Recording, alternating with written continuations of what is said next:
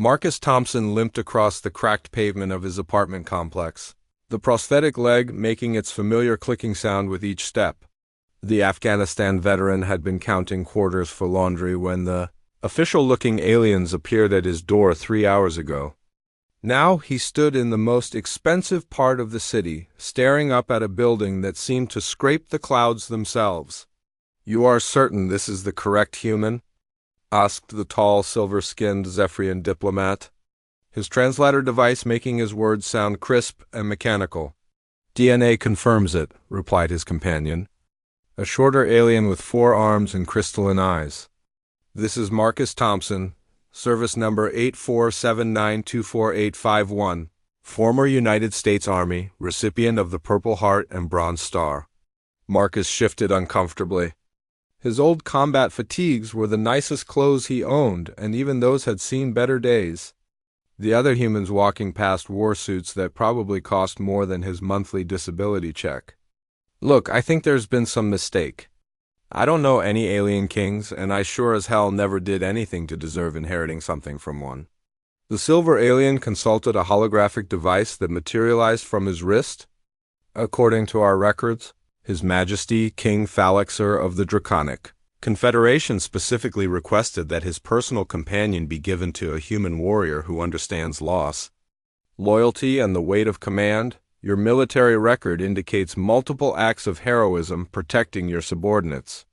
"What kind of companion?" Marcus asked, though he wasn't sure he wanted to know the answer. "A dragon," the 4-armed alien said matter-of-factly. "Though not just any dragon. This is Ember, the king's personal mount and confidant for over 3 centuries. She's ... difficult. They led him through marble corridors lined with alien art worth more than most countries." GDP, other species nodded respectfully to his escorts. Marcus recognized Centaurians with their horse-like lower bodies, the insectoid hive delegates, and several humanoid races he couldn't identify. All of them wore expressions of barely concealed pity when they looked at him.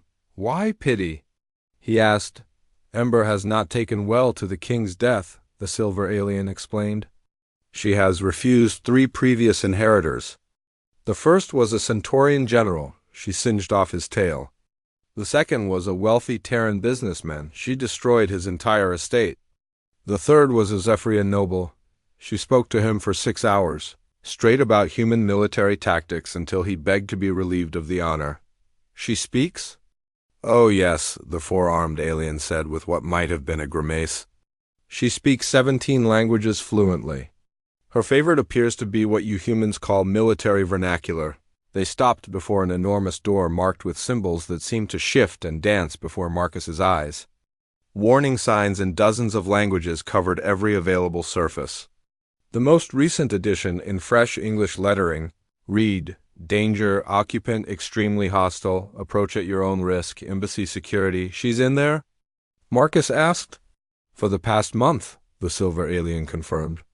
"She refuses to leave, refuses most food, and has been making what our translators describe as very creative threats against anyone who enters. The embassy is considering this a diplomatic emergency." Marcus studied the door. He'd faced worse situations in Afghanistan, clearinghouses where insurgents waited with improvised explosives, leading rescue missions into hostile territory. At least this time, nobody was shooting at him. "What happens if I can't handle her either?" The 2 aliens exchanged glances. "Then, according to draconic law, she chooses her own fate. And given her current mental state, they didn't need to finish." Marcus had seen enough soldiers struggle with loss to know where that road led. He thought of his own dark months after losing his leg and half his squad in that roadside bombing. If someone hadn't reached out to him then, if the VA counselor hadn't refused to give up on him. "All right," he said, straightening his shoulders the way he had when accepting dangerous missions. "Let's meet this dragon." The door's locking mechanism required biometric scans from both aliens, followed by what appeared to be a small prayer. When it finally opened, heat washed over them like opening an oven. The room beyond was vast, with a domed ceiling that displayed a slowly rotating view of space. Expensive furniture lay in charred ruins. Scorch marks decorated the walls in patterns that almost looked deliberate, like someone had been using fire to write messages of anger and grief. At the center of the destruction, coiled on a pile of what had once been priceless alien artifacts, lay the dragon. She was smaller than Marcus had expected, maybe 20 feet from nose to tail, but every inch radiated barely controlled power. Her scales were deep red with veins of gold running through them like molten metal. Her head, currently buried under one wing, was larger than his torso. Even in rest, small wisps of smoke curled from her nostrils. "Ember," the silver alien called softly, "we have brought another potential companion for you to meet." The dragon's head emerged from under her wing with the speed of a striking snake. Her eyes were like looking into the heart of a furnace, and when she spoke, her voice was distinctly feminine, tinged with an accent that sounded almost Southern American. "Another one?" she said, her words dripping with disdain. "Let me guess, another rich boy looking to add a pet dragon to his collection?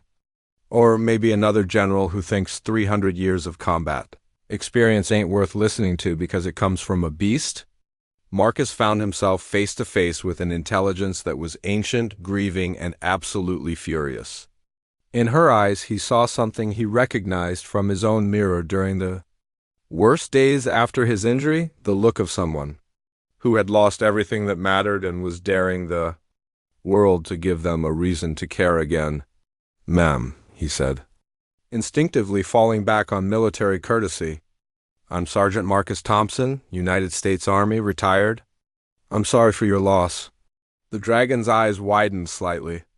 Of all the things she might have expected, a simple expression of sympathy from a fellow soldier clearly wasn't one of them. Ember stared at Marcus for a long moment, her fiery eyes scanning him from head to toe. She noticed the way he stood, weight slightly favored on his left leg, shoulders squared despite obvious fatigue, hands loose but ready. She saw the faded ribbons on his uniform jacket and the careful way he kept his prosthetic leg positioned. "Sergeant, huh?" she said, lifting her massive head higher. "Let me guess what happened. I'd? Ambush? Some politician's bright idea that got your people killed while he sat safe in his office?" Marcus felt the two alien diplomats shift nervously behind him, but he kept his eyes on the dragon. "Roadside bomb outside Kandahar? Lost 3 good soldiers that day and my right leg below the knee. And now they expect you to babysit the grieving dragon because you both know what loss feels like?" Ember's voice carried a bitter laugh. "Real touching. Did they mention that my previous companions were chosen for their wealth and political connections? Not a damn one of them had ever held a weapon in anger or lost anyone who mattered." "No, ma'am, they didn't mention that part." Ember uncoiled herself and rose to her full height. Even hunched in the ruined room, her head nearly touched the 15-foot ceiling. "You want to know what I told the last one? That fancy Zephyrian lord? I explained exactly how human soldiers in your Vietnam War dealt with incompetent officers. Took me 6 hours complete with tactical diagrams." He was crying by the end.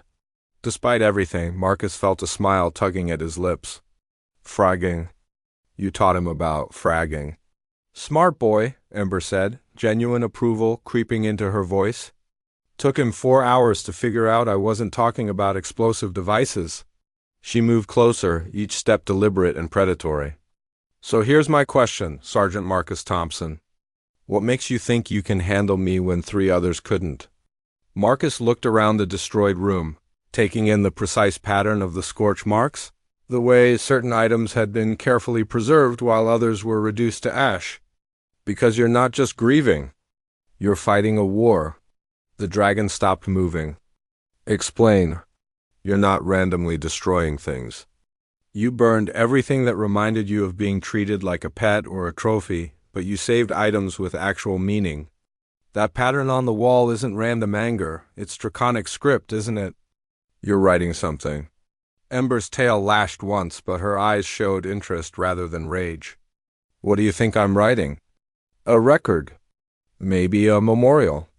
Something to make sure your king isn't forgotten or reduced to just another dead alien politician." Marcus gestured to the preserved items. "These are battle honors, aren't they?" Campaign medals, unit insignias from wars fought together. You're making sure someone remembers what he actually stood for. 347 years, Ember said quietly. We flew together through the Centaurian Rebellion, the Hive Wars, the Zephyrian civil conflicts. He wasn't just my king, he was my wingman, my battle partner, my closest friend. And they wanted to hand me over to some merchant prince who thought I'd look impressive in his garden. The silver alien stepped forward nervously. Your Majesty, Ember, please understand. The selection process was meant to honor— Shut it, Ember snapped, releasing a small puff of flame that made both diplomats back away. I wasn't talking to you. She turned back to Marcus. You ever lose a battle buddy, Sergeant? Yeah, Marcus said, his voice rougher than he intended. Staff Sergeant Rodriguez? My team leader. Best soldier I ever served with and the closest thing to a brother I had. Took shrapnel in the neck from the same IED that got my leg. What would you do if someone tried to give you away as inheritance to some rich asshole who wanted a decorated veteran as a conversation piece? Marcus was quiet for a moment. Probably burn down their house. Exactly. Ember settled back onto her makeshift nest, but her posture was less hostile now. So why should you be any different? What makes you think you can understand what I'm going through? Because I don't want to own you, Marcus said simply. Hell, I can barely take care of myself most days. I'm living in a one-bedroom apartment with a broken air conditioner, surviving on disability checks and whatever odd jobs I can find. The last thing I need is a dragon. Then why are you here? Marcus thought about the question seriously. Because maybe what you need isn't another owner. Maybe you need a fellow soldier who understands that grief isn't something to get over. It's something to carry forward. Maybe you need someone who won't try to replace what you lost, but will respect what it meant. Ember was quiet for several minutes. When she finally spoke, her voice had lost most of its edge. You know what the worst part is? They keep calling him His Majesty and talking about his royal legacy, but that's not who he was in the air. In combat, he was just Thalexer, my pilot, my partner. He used to joke that I was the real brains of the operation. What was he like? Really like, not the political version. Stubborn as hell, Ember said, and for the first time, there was warmth in her voice. Refused to back down from a fight even when common sense said to retreat. Had this habit of humming old war songs during long flights. Always make sure the ground troops got medical attention before we did, even when I was bleeding hydraulic fluid from a dozen holes, Marcus nodded. Rodriguez was like that. Always put his people first. Used to say that leadership wasn't about giving orders, it was about making sure everyone else made it home. Exactly. Ember's eyes brightened. These idiots with their inheritance ceremonies don't understand that. They think losing a king means the kingdom needs a new dragon to parade around. They don't get that I lost my best friend.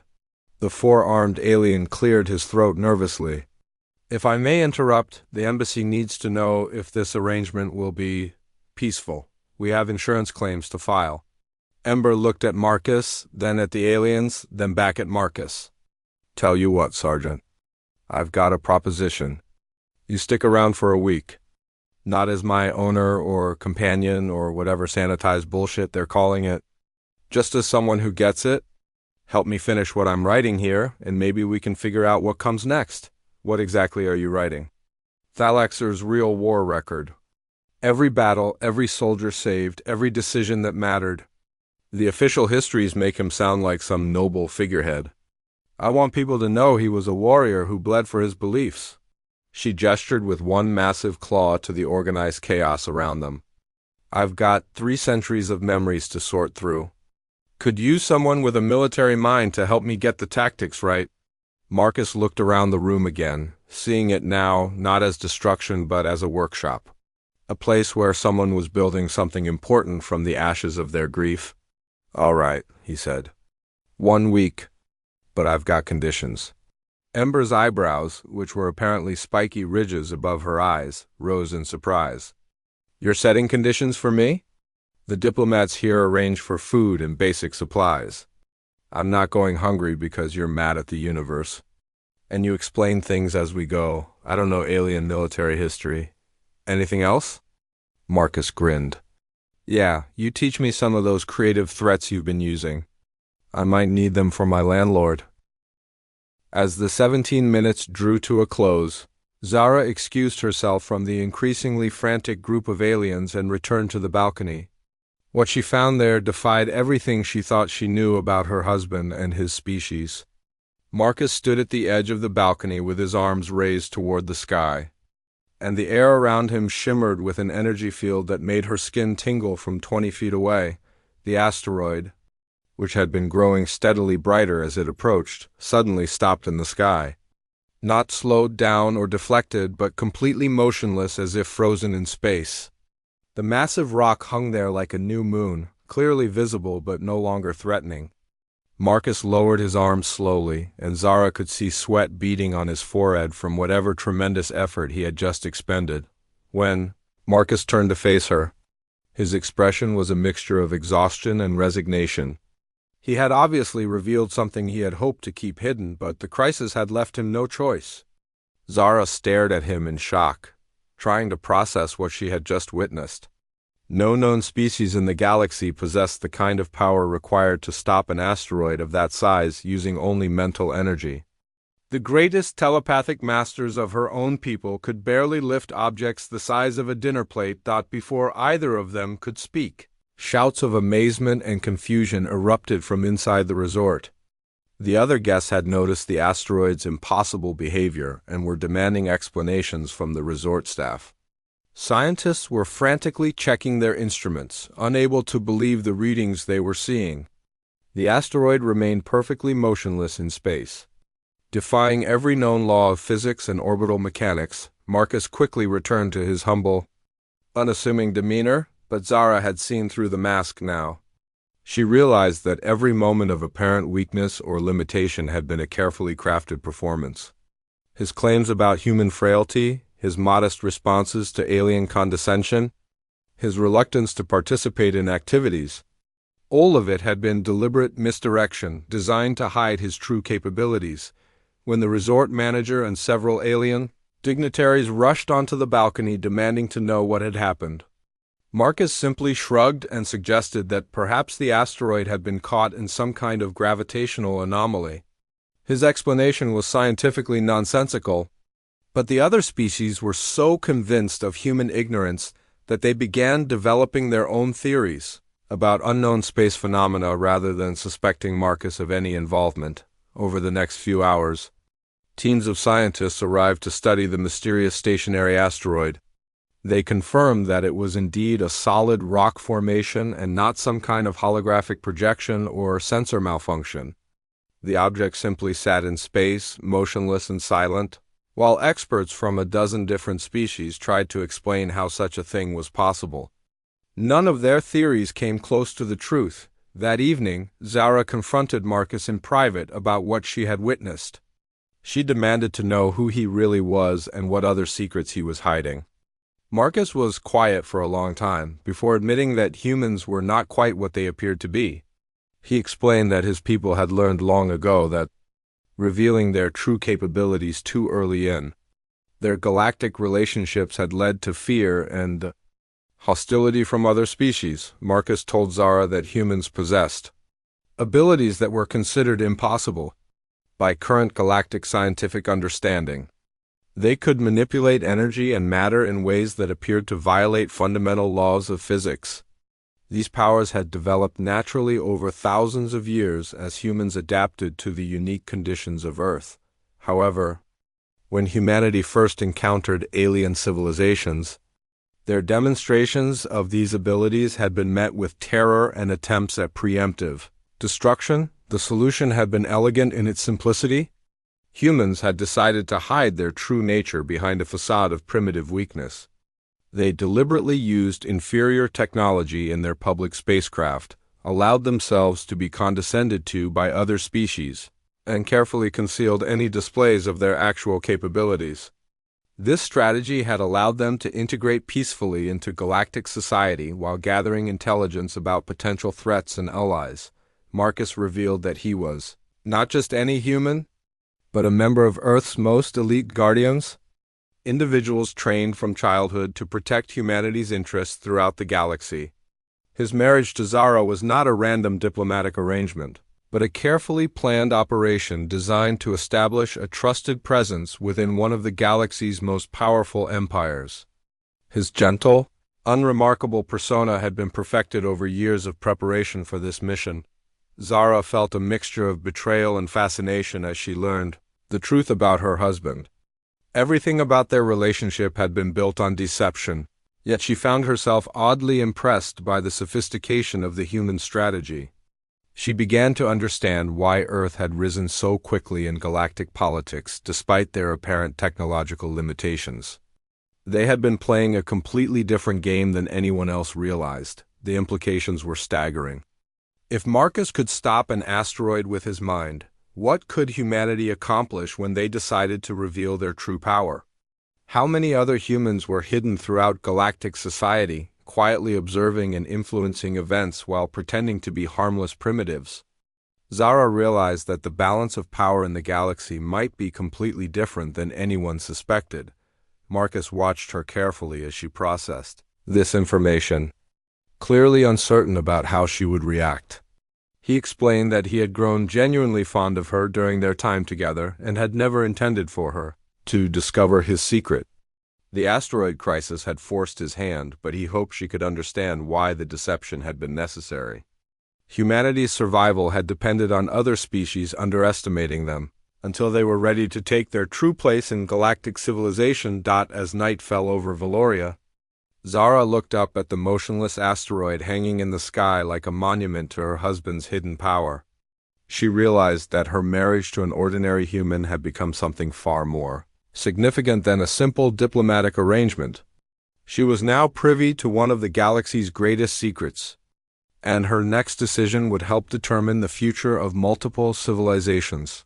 The question that kept her awake that night was not whether humans were more powerful than anyone imagined, but what they planned to do with that power once their masquerade was no longer necessary.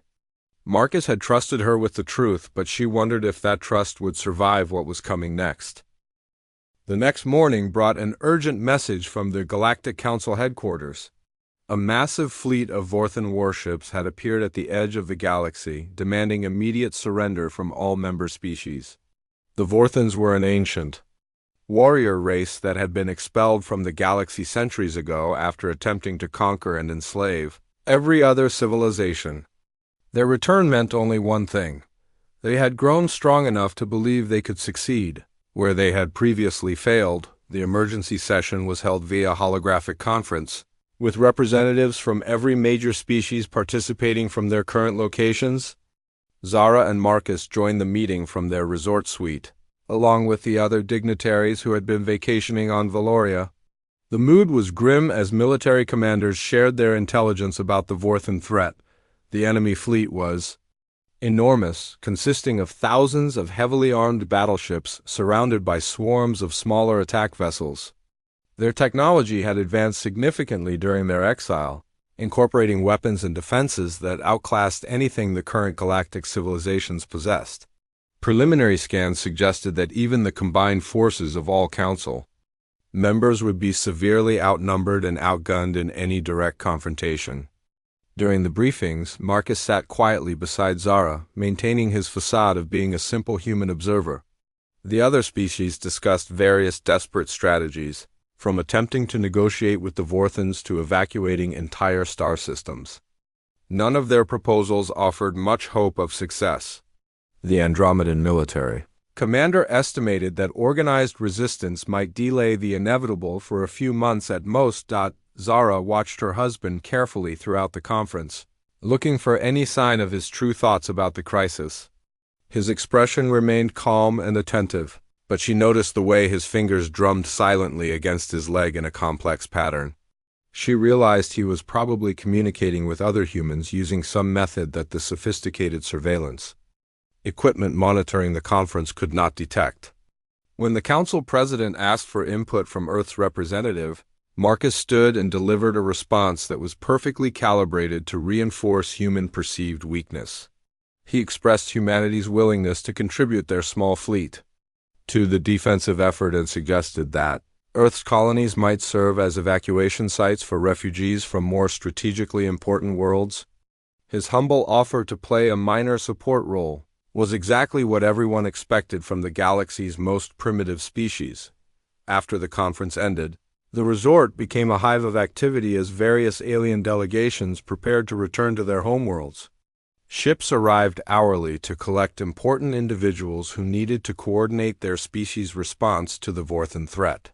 The atmosphere was tense with barely controlled panic as the reality of their situation began to sink in. Many privately believed they were witnessing the final days of galactic civilization as they knew it. That evening, Zara found Marcus on their balcony again, but this time he was not alone. A shimmering field of energy surrounded him, and she could hear whispers of voices speaking in that strange language she had heard before. When the conversation ended and the energy field dissipated, Marcus turned to her with a serious expression that had become familiar since his revelation.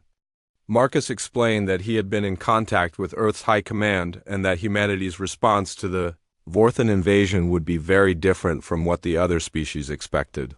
He revealed that humans had been secretly preparing for this possibility for decades, ever since their intelligence services had detected signs that the Vorthans were rebuilding their strength in the outer darkness beyond the galaxy's rim. The human fleet that other species had dismissed as insignificant was actually the tip of a much larger iceberg. Earth had been constructing hidden shipyards throughout the galaxy, disguised as mining operations or research stations. These facilities had been producing vessels that incorporated humanity's true technological capabilities, ships that could match or exceed anything the Vorthans possessed. The small, primitive fleet that represented Earth in public was simply another part of their elaborate deception. Furthermore, humans had been quietly infiltrating key positions throughout galactic society for generations. Military officers, scientists, politicians, and trade officials who appeared to be members of other species were actually human agents using sophisticated biological camouflage. When the time came to fight, humanity would not be acting alone but would have allies and intelligence assets placed throughout every major civilization. Marcus told Zara that the next phase of their plan required her cooperation. As a member of the Corellian royal family, she had access to her empire's most classified military information. Humanity needed detailed intelligence about Corellian defensive capabilities and strategic resources to coordinate an effective response to the Vorthan invasion.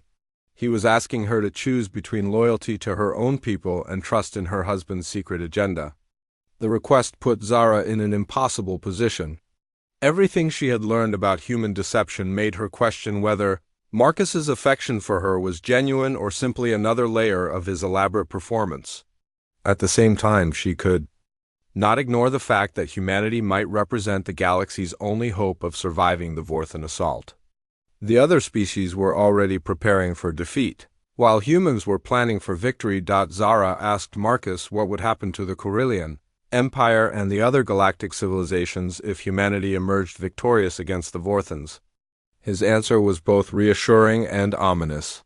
He explained that humans had no desire to become galactic conquerors themselves, but they would expect a very different relationship with other species after the war.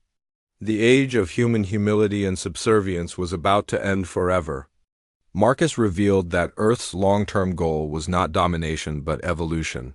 Humanity believed that the galaxy's various species had become stagnant and complacent, relying too heavily on ancient technologies and social structures. The Vorthan crisis would serve as a catalyst for change, forcing everyone to adapt or perish. Those who proved capable of growth and cooperation would find humans to be generous allies, while those who clung to old prejudices and hierarchies would discover that humanity's patience had limits. The weight of decision pressed down on Zara, as she realized that her choice would influence not only the outcome of the coming war but the shape of galactic civilization for generations to come. Her husband sat patiently beside her, no longer pretending to be the simple, harmless human she had married. The mask had been removed, revealing someone far more complex and dangerous than she could have imagined. As she looked up at the asteroid that still hung motionless in Valoria's sky, Zara understood that it was more than just a demonstration of power. It was a symbol of humanity's true nature, patient, hidden, and capable of achieving the impossible when necessity demanded action. The question was whether she would help them reshape the galaxy or become an obstacle to their grand design. Outside, ships continued to arrive and depart as the galaxy's leaders scrambled to prepare for an invasion they believed they could not win. None of them suspected that their salvation might come from the species they had spent decades dismissing as primitive and worthless. Zara's decision came sooner than expected. 3 days after Marcus's revelation, Vorthan scout ships penetrated the outer defenses of the Corellian Empire and destroyed 2 frontier colonies, before disappearing back into deep space. The attacks were precise and devastating, designed to demonstrate the invaders' overwhelming superiority while gathering intelligence about current galactic military capabilities. The Corellian High Command summoned all members of the royal family to an emergency council session on the capital world. Zara and Marcus were forced to cut short their stay on Valoria and return immediately to help coordinate the Empire's desperate defensive preparations. As their diplomatic transport raced through hyperspace, Zara found herself studying her husband with new eyes, wondering how many other humans might be hidden among the ship's crew and passengers. The capital city of New Corellian was in chaos when they arrived. Military convoys filled the streets while civilian transports launched continuously from spaceports, carrying refugees to supposedly safer worlds deeper in the Empire.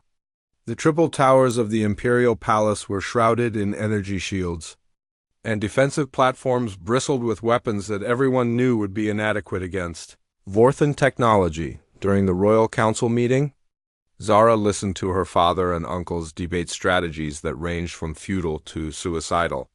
Some advocated immediate surrender to minimize casualties, while others demanded a fight to the last ship despite the hopeless odds. Her cousin Prince Zephyr proposed abandoning the outer worlds entirely and fortifying the core systems, a plan that would condemn billions of citizens to slavery or death. Marcus sat silently through these discussions, playing his role as the insignificant human observer.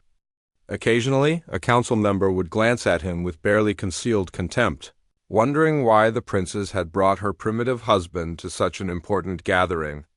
None of them imagined that the fate of their empire might depend on this quiet figure who seemed so out of place among galactic royalty. After hours of fruitless debate, Emperor Corion called for a recess. As the council members dispersed to their private chambers, Zara made her decision. She approached her father and requested a private meeting, claiming she had important intelligence about human capabilities that might affect their strategic planning.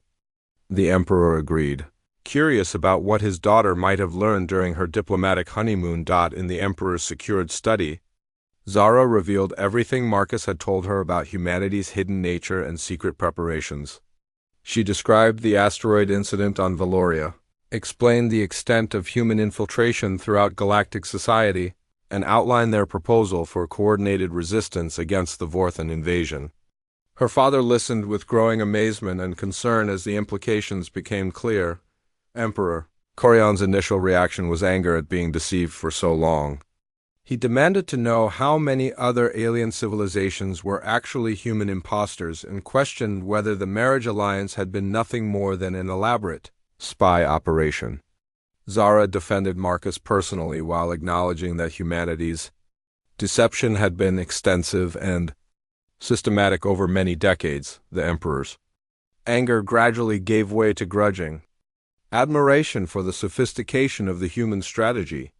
As a ruler who had spent his life navigating galactic politics, he could appreciate the patience and skill required to maintain such an elaborate masquerade for so long.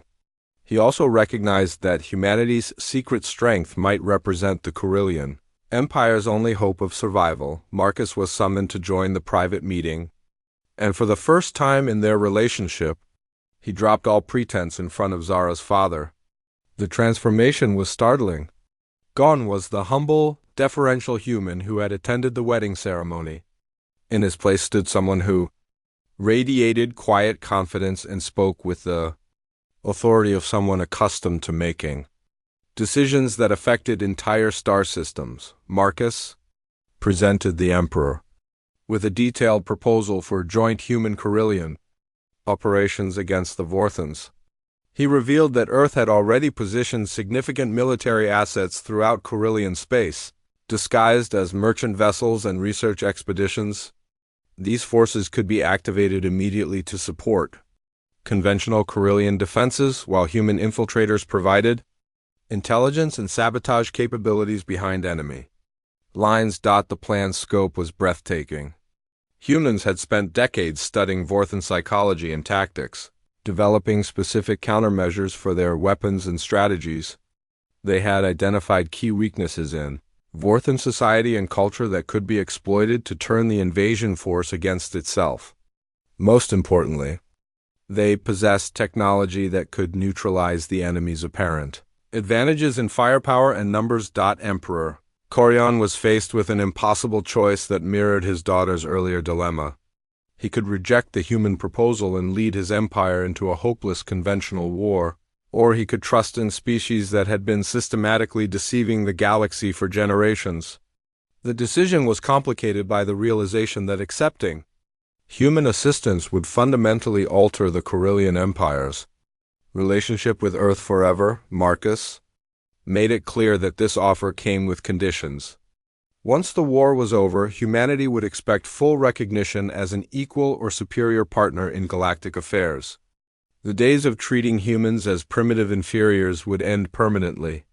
Furthermore, Earth would expect access to Corellian resources and technology as compensation for their assistance in the Empire's survival. As the three of them debated through the night, reports continued to arrive of Vorthon advances throughout the galaxy. Other species were falling back in disorder, their fleets scattered or destroyed by the technologically superior invasion force. The Andromedan home system was under siege, and the crystalline beings of Nexus Prime had gone completely silent, suggesting their entire civilization had been overrun. Dawn was breaking over. New Corellian when Emperor Corion finally made his decision. Faced with the choice between certain destruction and uncertain alliance, he chose to trust in his daughter's judgment and humanity's promises. The formal agreement was simple. The Corellian Empire would provide intelligence, resources, and conventional military support while humans contributed their advanced capabilities and strategic leadership. Marcus immediately activated a hidden communication device and sent coded messages that would trigger the next phase of humanity's war plan. Within hours, ships throughout Corellian space would receive new orders as their human crews dropped their disguises and prepared for open combat. The careful masquerade that had protected Earth for decades was about to end in the most dramatic way possible. As Zara watched her husband coordinate humanity's emergence from the shadows, she realized that she was witnessing one of the most significant moments in galactic history. The balance of power that had existed for centuries was about to shift completely, and the outcome would determine whether civilization survived or fell to ancient darkness. Her choice to trust Marcus had set events in motion that could save or doom everything she held dear. The Battle of the Seven Stars began 3 weeks after humanity revealed its true nature to the galaxy. The Vorthon invasion fleet, confident in their overwhelming superiority, had advanced deep into civilized space and gathered their forces for a final assault on the core worlds. What they found waiting for them defied every calculation their strategists had made about galactic military capabilities. Zara stood on the bridge of the Corellian flagship alongside Marcus and her father, watching as human ships dropped their disguises throughout the massive fleet formation. Vessels that had appeared to be standard freighters and research ships suddenly bristled with weapons that gleamed with energies unknown to conventional science. The transformation was so complete that even experienced Corellian naval officers gasped in amazement. Marcus had assumed his true role as the human fleet commander, and the change in his bearing was profound. He issued orders with calm precision, while tactical displays showed the positions of thousands of ships across multiple star systems. His earlier persona of the humble, uncertain human had been replaced by someone who clearly possessed extensive military Training and absolute confidence in his abilities, the Vorthan fleet numbered in the tens of thousands. Their massive dreadnoughts supported by clouds of smaller attack craft. Their advanced formations had easily swept aside the conventional forces of several galactic civilizations, and their commanders expected this final battle to be merely a larger version of their previous victories. They had no idea that they were about to encounter technology that made their own advances seem primitive when the human ships opened fire. Reality itself seemed to bend around their weapons. Energy beams that should have dissipated over interstellar distances maintained perfect coherence across impossible ranges. Projectiles that appeared to be simple kinetic rounds somehow passed through Vorthan energy shields without triggering their defensive systems. Most shocking of all, some enemy vessels simply stopped functioning. Their crews rendered unconscious by forces that left their ships, completely intact but powerless. The battle lasted for 6 hours, but the outcome was never in doubt. Human forces demonstrated capabilities that redefined what the galaxy had believed possible about space combat. They moved their ships in ways that violated known laws of physics, coordinated attacks across light years of distance with perfect timing, and employed weapons that seemed to operate on principles that current science could not explain. Zara watched in awe as Marcus directed this impossible campaign through what appeared to be pure mental communication with his scattered forces. He spoke no words aloud, but human ships throughout the battle zone responded to his thoughts with machine-like precision. She began to understand that humanity's powers extended far beyond what he had revealed during their private conversations. The Vorthan response grew, increasingly desperate as their technological advantages proved useless against human capabilities. They attempted to retreat, but found their hyperspace drives somehow disabled by fields of energy that had no known source. Their communications networks failed as human infiltrators revealed themselves throughout their fleet, using abilities that allowed them to override alien technology through direct mental contact. By the end of the engagement, the entire Vorthan invasion force had been either destroyed or captured. Not a single human ship was lost, and casualties among their galactic allies were minimal. The victory was so complete that it sent shockwaves throughout civilized space, fundamentally altering how every species viewed humanity's place in galactic society. In the aftermath of the battle, the true scope of human preparation became clear. They had been planning for this confrontation for over a century, using their masquerade as primitive beings to position themselves perfectly for the moment when their deception would no longer be necessary. Every aspect of their strategy had been calculated to maximum advantage while maintaining absolute secrecy, until the crucial moment, the revelation of humanity's true nature triggered a series of political earthquakes throughout the galaxy. Some species reacted with fear and anger at being deceived for so long, while others expressed admiration for the patience and skill required to execute such an elaborate long-term strategy. A few civilizations immediately sought to align themselves with Earth. Recognizing that the balance of power had shifted permanently, Marcus explained to Zara and her father that humanity's emergence from hiding was not just about defeating the Vorthans. It was the beginning of a new era in galactic civilization, one where humans would take their rightful place as a leading species. The condescension and dismissal they had endured for decades would be replaced by the respect that their capabilities deserved. Over the following months, the galaxy adapted to its new reality. Humanity established formal diplomatic relationships based on equality rather than the previous pretense of inferiority. Trade agreements were renegotiated to reflect Earth's actual technological capabilities. Military alliances were restructured to account for human strategic dominance. Zara found her role as Marcus's wife evolving into something she had never expected.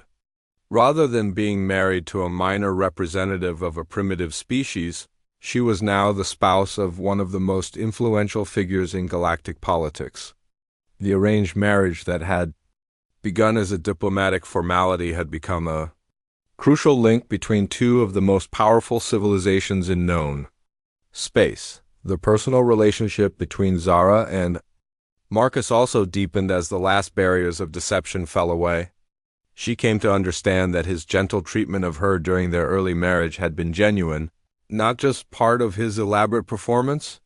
Despite the mission that had brought them together, he had developed real affection for her that transcended political necessity. As they stood together on the observation deck of their new home aboard the human flagship, watching reconstruction efforts in the former Vorthan territories, Marcus reflected on the strange path that had led to this moment. He had begun their relationship as an intelligence operative playing a role, but had discovered something he had not expected to find among the alien nobility, a partner worthy of his trust and respect. Zara looked up at her husband, still sometimes surprised by glimpses of the vast intelligence and power he had hidden so successfully for so long. The galaxy was entering an age of unprecedented change, and she found herself at the center of events that would shape the future for countless generations. Her decision to trust the human who had seemed so ordinary had helped save civilization itself. In the distance, new ships were launching from hidden human shipyards throughout the galaxy, no longer disguised as inferior vessels but proudly displaying technology that announced humanity's true strength to the stars. The age of deception was over, and the age of human ascendancy had begun. The alien princess who had thought she was marrying beneath her station had instead become partner to one of the most remarkable beings the galaxy had ever known.